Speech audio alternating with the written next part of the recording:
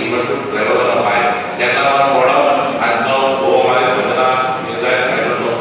We are the ones and that to get this plan. We have to. Very difficult.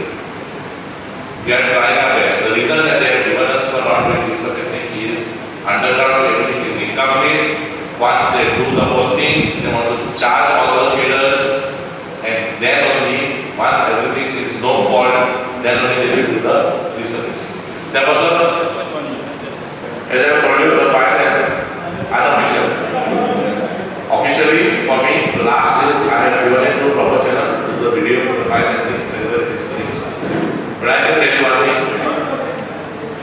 I have personally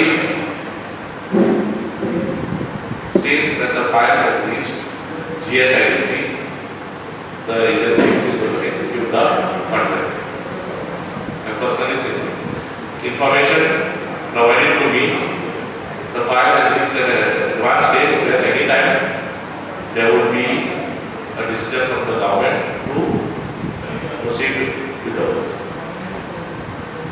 But will the plans be made public? Will the building be disabled friendly? Of course, 100%. That will be the building in government knows its regulations.